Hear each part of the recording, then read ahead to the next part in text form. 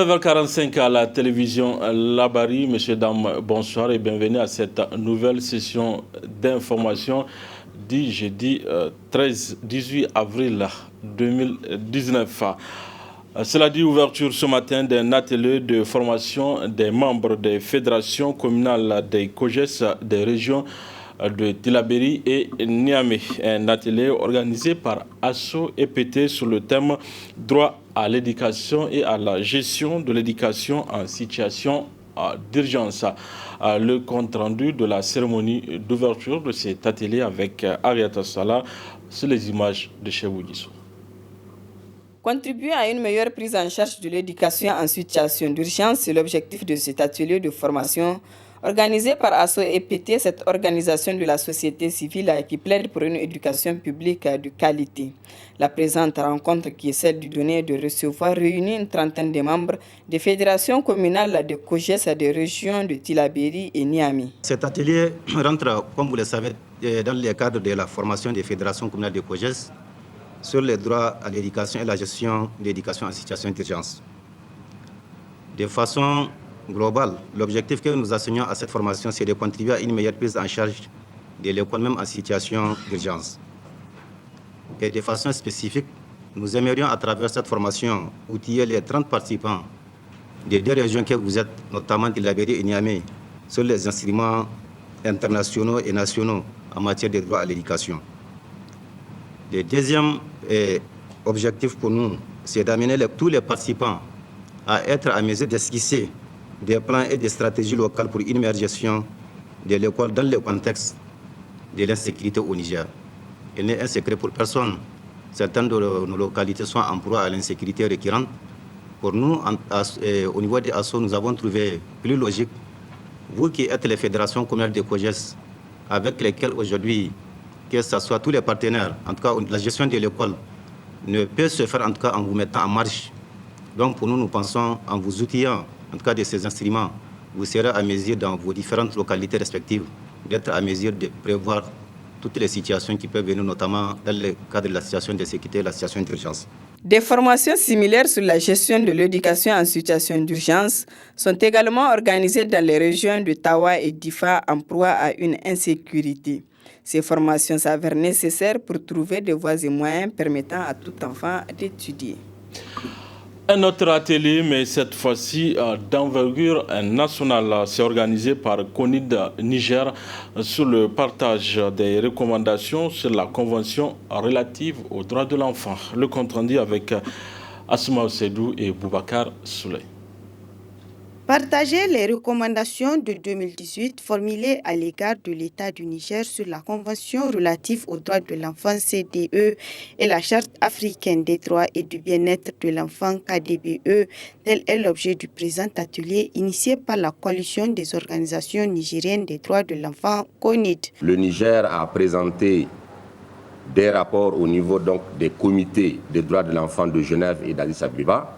Ce sont des obligations qui sont quand même contenues dans ces deux conventions et traités aux États parties qui le ratifient. Cela sous-entend que quand un État ratifie la Charte africaine ou la Convention relative aux droits de l'enfant, il a une périodicité de production de rapports. Pour la Convention relative aux droits de l'enfant, chaque 5 ans, l'État du Niger, dans le cas d'espèce, doit produire ce qu'on appelle un rapport périodique.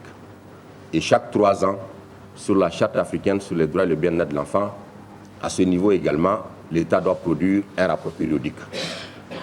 Ce sont donc ces deux rapports, mesdames et messieurs, qui ont été donc présentés par l'État du Niger, mais en prélude à la présentation du rapport par l'État du Niger, c'est d'abord la société civile.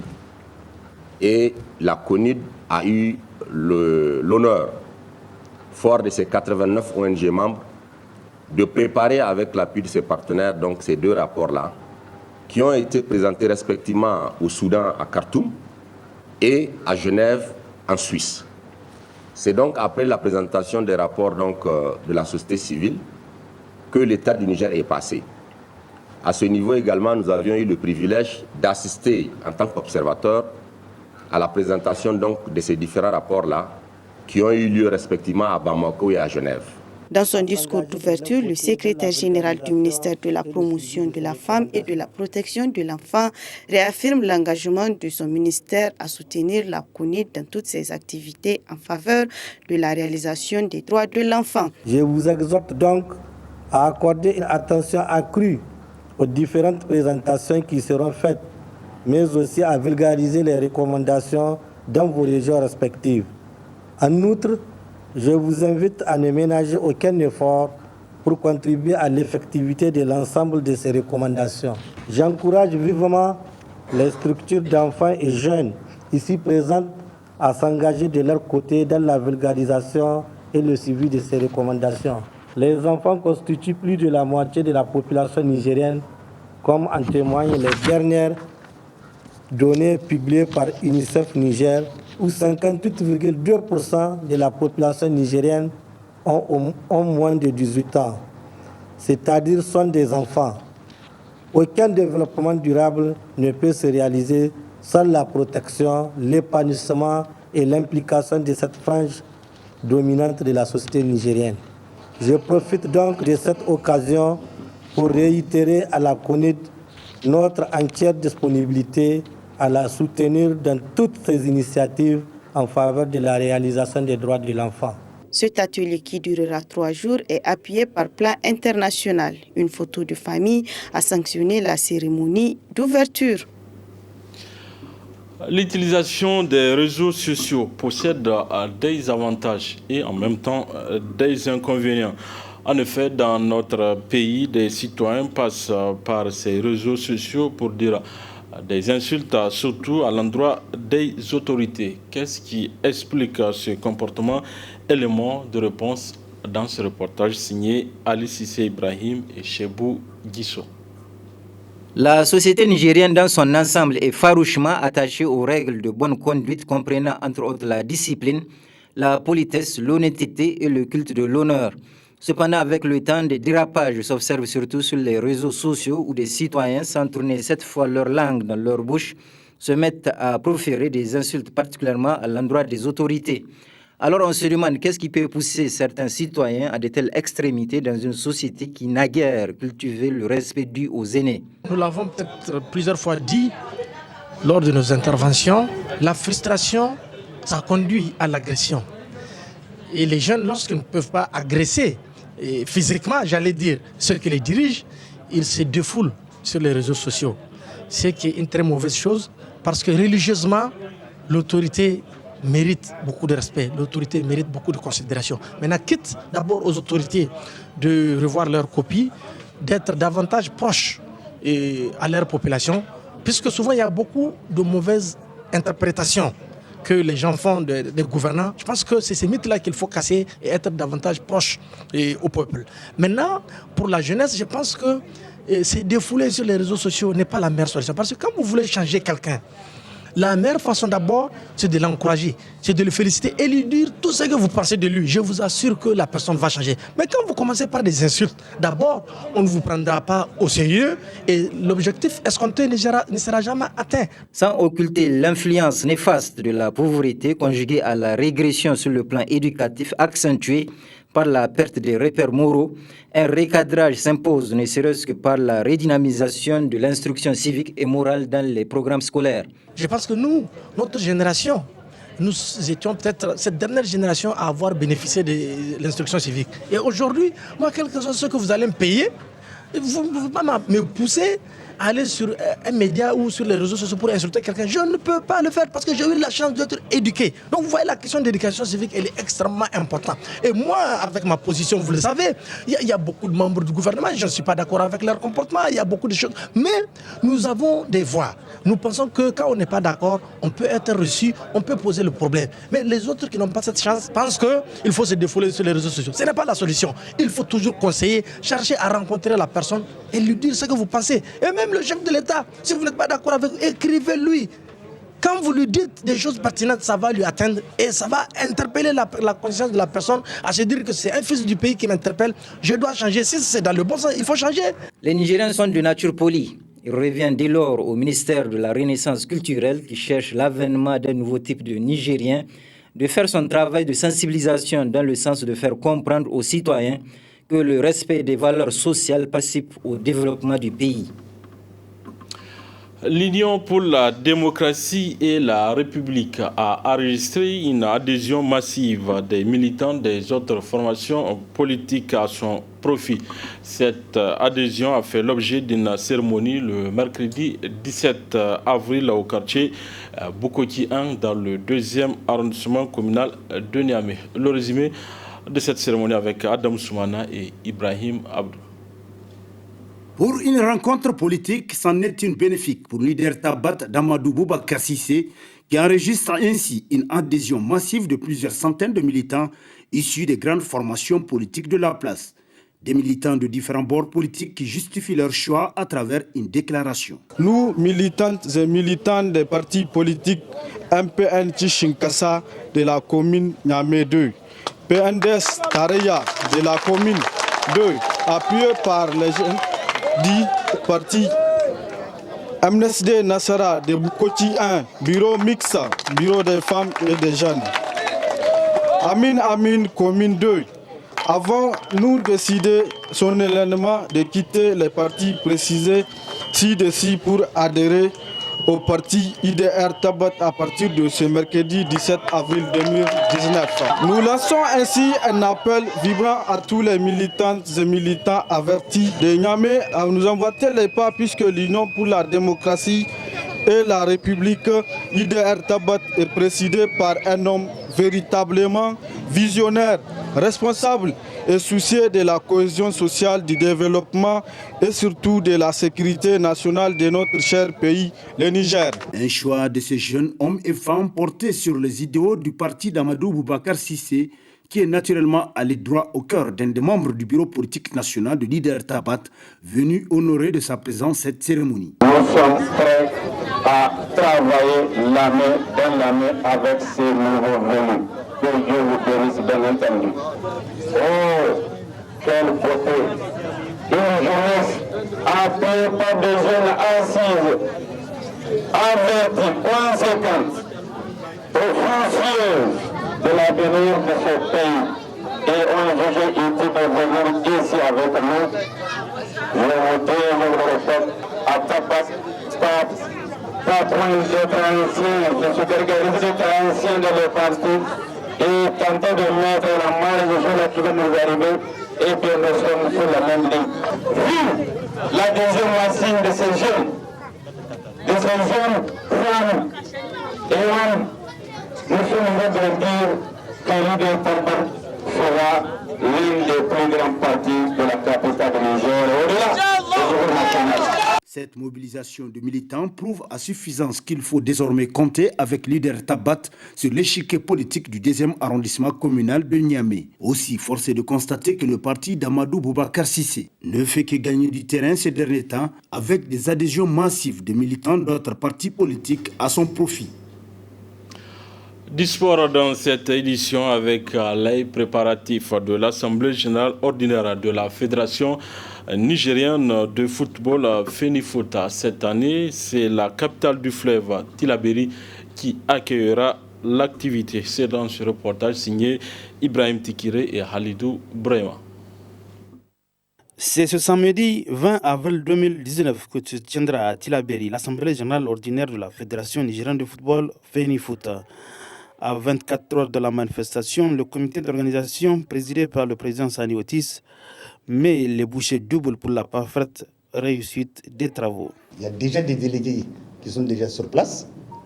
On a des responsables de l'organisation qui sont déjà à Tillabéri. Donc nous avons tout prévu pour que cette assemblée générale se passe dans de très bonnes conditions. Tout est fait prêt, on a fait tout, on a fait le budget, on a fait venir tout ce qu'on a envoyé, les titres de transport. Nous souhaitons seulement que Dieu fasse que nous sommes en vie. Et demain, la majorité des membres qui vont constituer l'Assemblée générale seront à Tillabéri.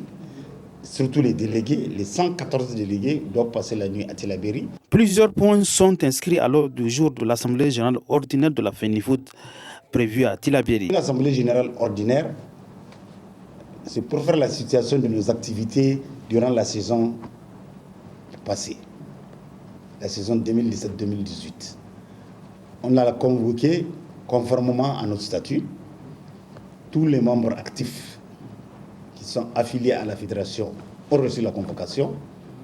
Donc, il n'y a aucun problème pour une assemblée générale ordinaire, sauf s'il y a des membres qui veulent mettre un point dans l'ordre du jour. Ça aussi, c'est statutaire. Un mois avant la tenue de l'assemblée, ils écrivent au niveau du comité exécutif et on insère cet ordre du jour. À la date d'aujourd'hui, nous n'avons pas enregistré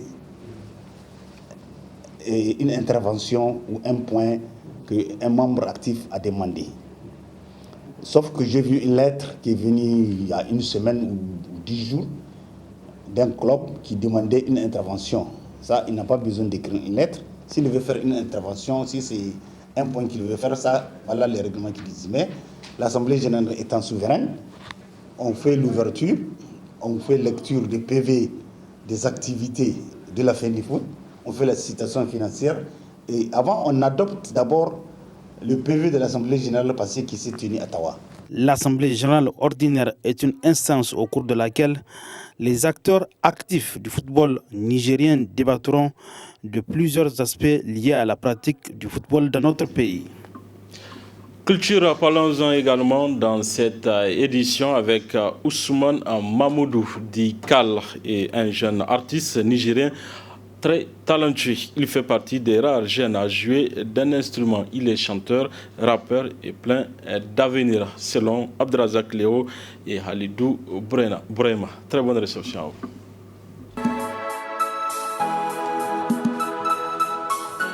Abdourahmane Ousmane, plus connu sous le pseudo de Monsieur Kal, est un jeune artiste, chanteur nigérien. J'avais commencé dans les années 2000, comme presque beaucoup de jeunes qui ont commencé à faire la musique au Niger. L'avènement hip-hop, c'était devenu un truc comme si c'était de la mode, donc voilà. Et ça nous a poussé à se lancer dans la musique à Tawa. C'est au début des années 2000 qu'il a commencé à écrire ses premiers textes. Il chante aussi bien en Hausa, Zarma, français qu'en anglais. Pour moi, la musique, c'est une philosophie. Chacun a sa façon de voir sa musique. Parce que moi, je suis un artiste qui s'inspire de ce qu'il vit.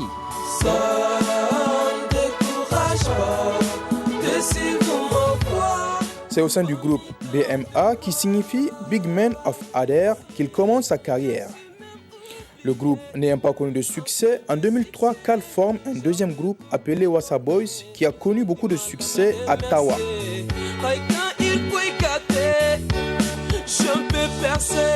Wassa Boys, c'est un groupe vraiment qui a marqué. On a même voyagé, on a fait des concerts avec le groupe.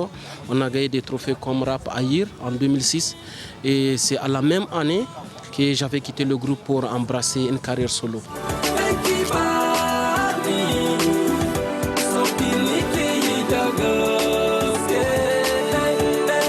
En 2006, il décide d'entamer une carrière solo. Il quitte Tawa pour Niamey pour enregistrer un single, mais les choses ne se passent pas comme il l'espérait.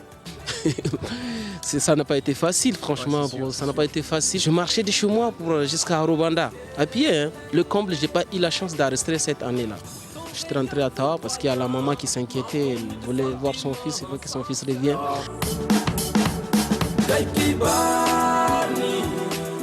Kal évolue dans un style world music, afro-pop, R&B ou encore du soft rock grâce à la guitare dont il commence à jouer en 2011 et qui l'a amené à quitter son style premier, le rap.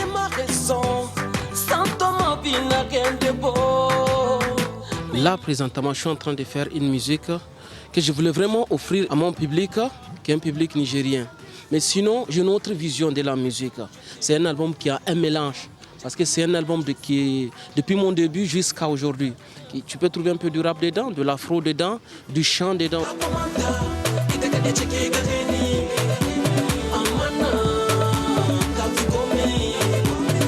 Maintenant, je dois travailler pour le vernir d'abord. Parallèlement, je suis en train de travailler sur mon deuxième album, que moi j'appelle un album international en fait.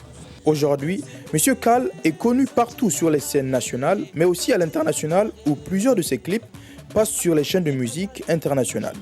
Ma musique, je la vois comme une grande musique parce que c'est une musique aujourd'hui et que tout le monde peut écouter. Donc tu vois, c'est une musique qui peut aller très loin parce que elle m'a prouvé ça. Elle m'a prouvé ça. Je fais des trucs que j'ai envoyés en Europe, ils ont validé. C'est une musique qui est large, que tout le monde peut écouter.